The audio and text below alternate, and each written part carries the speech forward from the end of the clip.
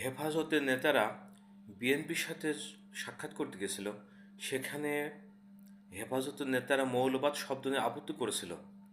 সেই আপত্তিটার পরিপ্রেক্ষিতে বিএনপি তাদেরকে বুঝিয়েছে যে মৌলবাদ বলতে শুধু জামাত ইসলামকে বোঝানোর চেষ্টা করছেন তারা। আসলে মৌলবাদ কি শুধু জামাত ইসলামের পৈতৃক সম্পত্তি, নাকি মৌলবাদ কোথা থেকে এসে তারা কি জানে?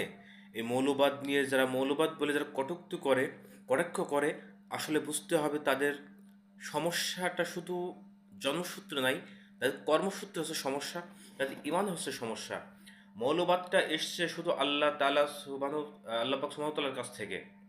মৌলবাদটা এসছে শুধু আল্লাহ পাক সুবহানাহু ওয়া তাআলার কাছ থেকে। মৌলবাদটা আসছে মূল থেকে। মূল হচ্ছে আল্লাহ, মূল হচ্ছে কোরআন, মূল হচ্ছে রসুল। সেই মূল থেকে যেটা এসছে সেটা হচ্ছে মৌলবাদ। মূল কোরআন, মূল আল্লাহ, মূল সৃষ্টি। অতএব আল্লাহর কোরআন বা আল্লাহ থেকে যেটা এসছে সেটা ধারণ করে লালন করে জীবন পরিচালনা করা হচ্ছে মূল বা মৌলবাদ। অতএব এই মৌলবাদ নিয়ে যারা কটূক্তি করে, তাচ্ছিল্য করে, বুঝতে হবে তাদের অবস্থা কী। এবং যারা এর প্রতিবাদ করে না, এই মৌলবাদ নিয়ে যাদের গা চুলকায়, যারা মৌলবাদ নিয়ে তাচ্ছিল্য করে, তাদের ইমান বলতে কোনো কিছু আছে বলে ইসলাম মনে করে না।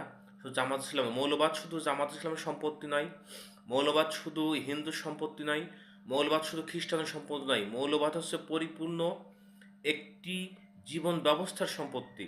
মৌলবাদটা হচ্ছে প্রতিটি মানুষের একটি সম্পত্তি।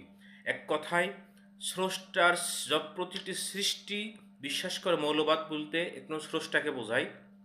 মৌলবাদ বলতে স্রষ্টার দেয়া পদ্ধতিকে বোঝায়। মৌলবাদ বলতে স্রষ্টার দেয়া পরিপূর্ণ জীবন ব্যবস্থাকে বোঝায়। অতএব এই মৌলবাদ বলে যারা কটূক্তি করে, গালি দেয় বা কোনো তাচ্ছিল্য করে, বুঝতে হবে তাদের সমস্যা কোন কোন জায়গায় আছে। এটা আমার বলার বা বোঝার কিছু নাই। এটা আপনারা বুঝবেন যে আসলে মৌলবাদটা কি, এটা তাদেরকে বুঝতে হবে এবং জানতে হবে। তারপর মৌলবাদ বলে গালি দিতে হবে। এবং জেনে শুনে বুঝে যদি মৌলবাদ বলে কেউ গালি দেয়, বুঝতে হবে তার ভিতরে মনুষ্যত্ববোধ, তাদের ভিতরে ঈমানিত্ববোধ, তাদের ভিতরে কোনো কিছু নাই। এজন্য তারা মৌলবাদ বলে গালি দেয়। মৌলবাদটা আসলে কি এটা তারা বোঝে না, এজন্য তারা মৌলবাদ বলে গালি দেয়।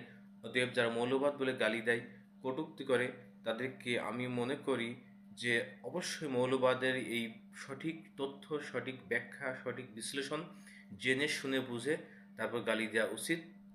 না হলে বুঝবেন এই দুনিয়া তো অল্প দিনের, পরবর্তী দুনিয়া আসছে ভয়ঙ্কর একটি দিন। সেই দিন বুঝবেন জ্বালা কি।